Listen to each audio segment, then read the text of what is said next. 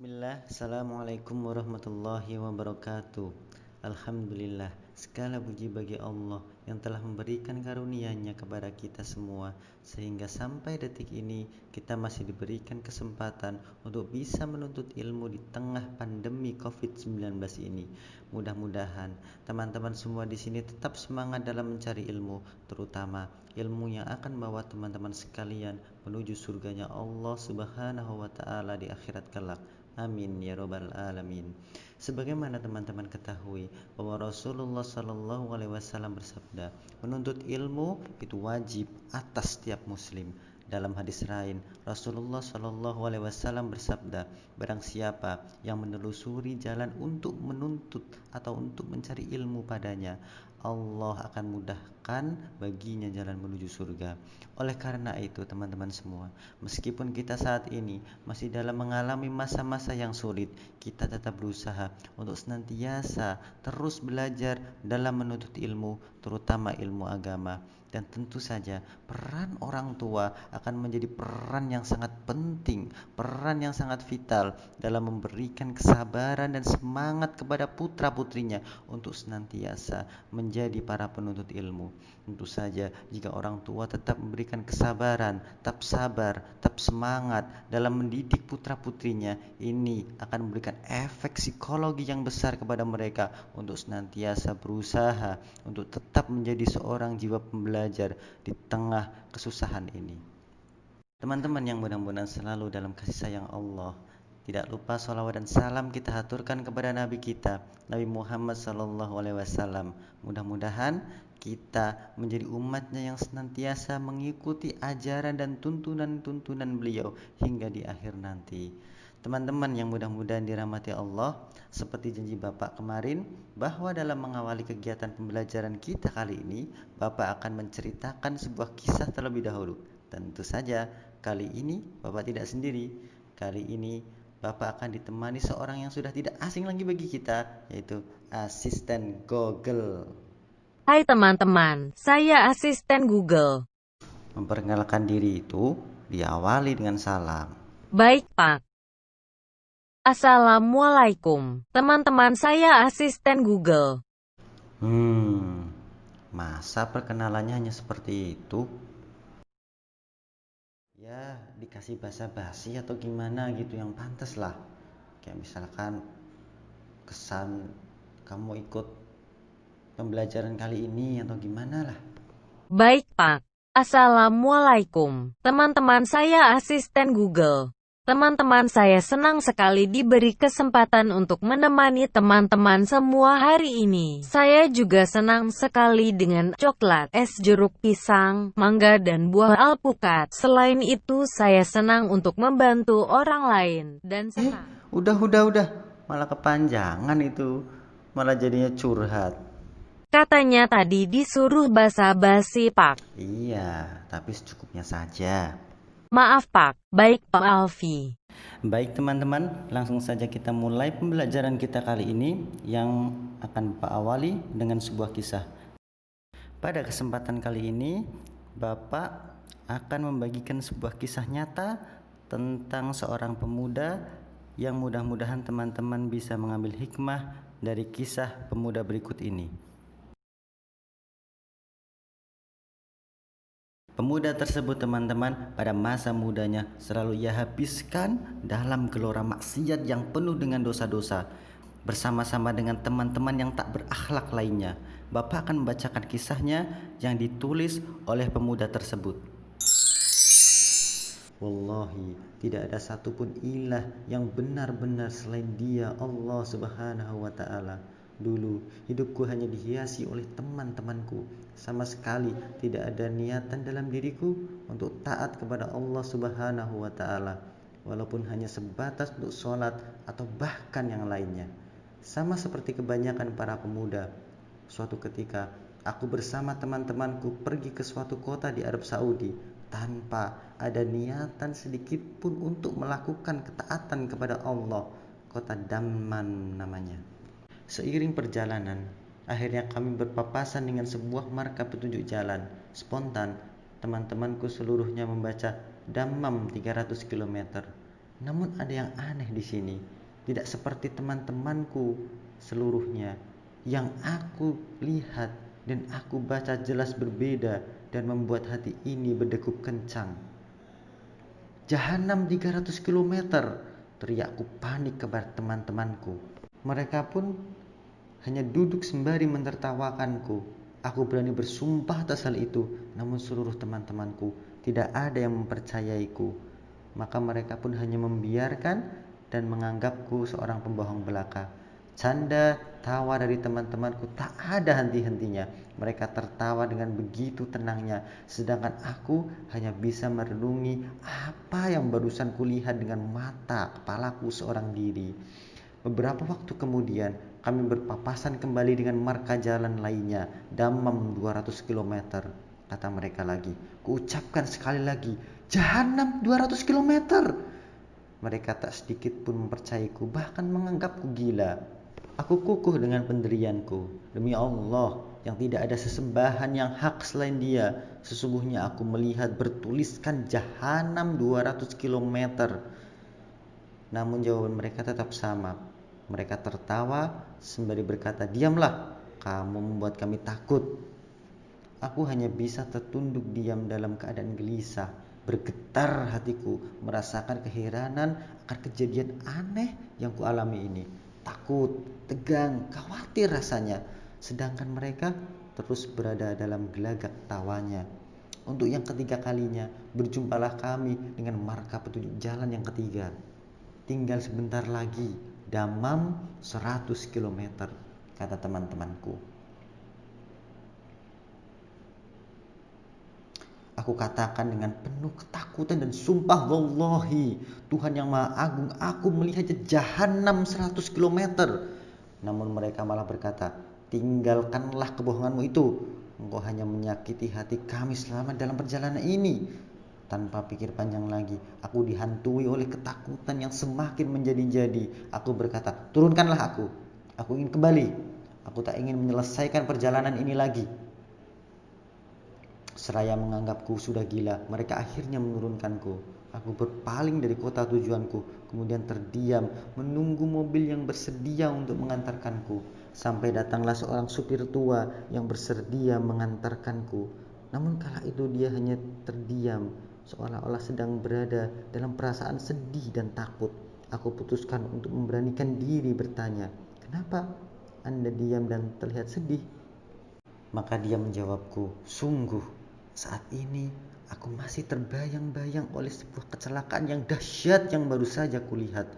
Sepanjang hidupku, aku belum pernah melihat kecelakaan yang lebih buruk daripada itu." Karena penasaran, aku bertanya kembali, "Apakah mereka sebuah keluarga atau apa?" Kemudian dia menjawabku, "Mereka adalah sekumpulan pemuda. Tidak ada satupun dari mereka yang selamat." Dia kemudian menjelaskan secara terperinci hingga aku pun menyadarinya satu hal. Kecelakaan itu dialami oleh teman-temanku tadi. Bapak tua yang mengantarkanku bahkan berani bersumpah dengan nama Allah atas kejadian yang dia lihat dengan mata kepalanya sendiri. Di sini aku sadar Allah Subhanahu wa taala telah mencabut ruh daripada teman-temanku tak lama setelah aku memutuskan untuk memisahkan diri dari mereka. Sungguh Dia telah memberikan suatu pelajaran yang berharga dalam hidupku. Sungguh Dia Allah telah memberikan. Sungguh Allah telah memberiku suatu pelajaran yang berharga dalam hidupku. Kubasahi lidahku dengan zikir memuji Tuhanku yang baru saja menyelamatkanku dari kecelakaan dahsyat tadi. Sejak itulah aku kembali meminta ampun kepadanya atas segala dosa-dosa yang pernah kulakukan kemarin hari dan dahulu, dan bertekad untuk tidak akan pernah lagi mengulanginya. Begitulah teman-teman, kisah yang baru saja Bapak bacakan kepada teman-teman semua. Kisah tentang seorang pemuda yang Allah selamatkan dari kecelakaan yang dahsyat. Mudah-mudahan Allah menjadikan kita senantiasa hamba-hambanya yang selalu dalam lindungan Allah, selalu dalam petunjuk Allah.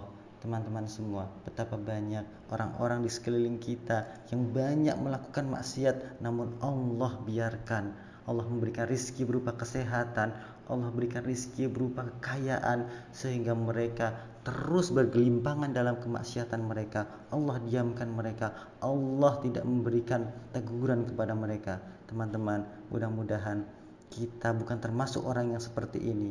Mudah-mudahan kita senantiasa termasuk orang-orang yang Allah tegur, Allah ingatkan ketika kita berbuat kesalahan. Sesungguhnya Rasulullah Shallallahu Alaihi Wasallam bersabda, tidaklah musibah tersebut turun melainkan dosa. Oleh karena itu tidaklah bisa musibah tersebut hilang melainkan dengan taubat. Teman-teman, mudah-mudahan kita senantiasa orang-orang menjadi hamba-hamba Allah yang banyak bertaubat kepadanya. Baik teman-teman, demikian untuk kisah pada pertemuan kali ini. Kegiatan kita selanjutnya adalah materi. Materi yang akan kita bahas kali ini adalah tentang sholat id. Seperti yang teman-teman telah ketahui, bahwa dengan adanya pandemi COVID-19 ini, pemerintah telah memberikan himbauan untuk tidak melakukan perkumpulan, termasuk dalam hal ini adalah sholat jamaah. Lalu pertanyaannya adalah, bagaimana dengan sholat id yang seharusnya dilaksanakan di lapangan? Baik, kita akan membahas fikih tentang sholat id di rumah bersama dengan Ustadz yang tidak asing lagi bagi kita, Ustadz Dr. Firanda Andirja, Hafizahullah Ta'ala. Ustadz, bagaimana hukum sholat id yang dilaksanakan di rumah di tengah pandemi corona seperti ini? Dan bagaimana tata caranya, Ustadz? Para ulama, jumhur ulama berpendapat bahwasanya dibolehkan sholat id di rumah bagi orang yang tidak bisa menghadiri sholat id di lapangan. Sebagaimana diriwayatkan Imam Al-Bukhari rahimahullahu taala bahwasanya Anas bin Malik radhiyallahu taala anhu pernah salat di rumahnya, fajama'a ahlahu wa banihi, maka dia kumpulkan istrinya dan anak-anaknya, kemudian dia menyuruh budaknya untuk menjadi imam. Ini dalil yang dijadikan dalil oleh para ulama bahwasanya boleh salat Id di rumah. Adapun bagaimana cara pelaksanaannya? Secara umum pelaksanaannya sama saja. Tidak ada bedanya kita salat Id di rumah dengan salat Id di lapangan. Bedanya kalau di rumah kita tidak melaksanakan khutbah, itu saja. Baik Ustadz, lalu apakah ada sunnah-sunnah tertentu ketika kita hendak melaksanakan sholat id, Ustadz? Baik, sebelum sholat id kita disunahkan untuk mandi, ya, yaitu mandi tersebut kita kerjakan setelah terbit fajar, agar kita mandi di hari id. Ya, setelah itu kita disunahkan juga untuk makan korma dalam jumlah witir, ya, mau 3, mau 5, mau 7, karena itu sunnah Nabi SAW. Kenapa kita dianjurkan makan korma? Untuk menunjukkan bahwasanya hari tersebut adalah hari Al-Fitr. Al-Fitr secara bahasa artinya berbuka. Idul Fitri artinya hari berbuka, artinya kita sudah tidak puasa lagi. Maka kita tunjukkan bahwasanya kita berbuka. Sebagaimana kita berpuasa karena Allah, kita berbuka juga karena Allah, dan Nabi SAW segera menunjukkan berbukanya tersebut. Kalau tidak ada korma, maka sebenarnya Allah mengatakan boleh makan yang manis-manis. Baik Ustadz, bagaimana dengan waktu pelaksanaan sholat id tersebut Ustadz? Kapan sholat id itu paling afdol dilaksanakan? Adapun sholat id, maka waktunya dimulai dari waktu syuruk, yaitu sekitar 15 menit setelah sunrise, setelah terbit matahari.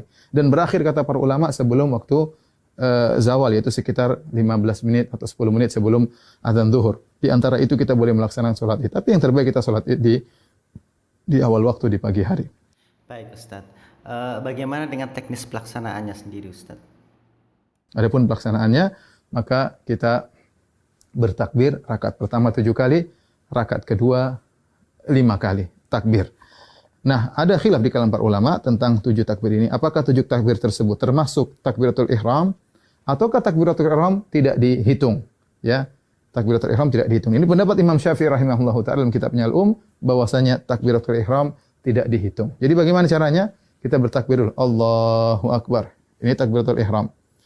Kemudian kita baca doa istiftah. Setelah kita baca doa istiftah, baru kita bertakbir 7 yang disebut dengan takbirat zawaid, takbir tambahan. Kita takbir Allahu Akbar. Allahu Akbar. Nah, apakah di antara takbir ini ada doa khusus? Tidak ada dalil ya, dari Nabi SAW. Nabi pernah disebutkan membaca sesuatu di antara takbir-takbir tersebut. Oleh karenanya, pendapat mazhab Maliki tidak ada bacaan. Namun sebagian ulama berpendapat boleh membaca sesuatu seperti mazhab Syafi'i.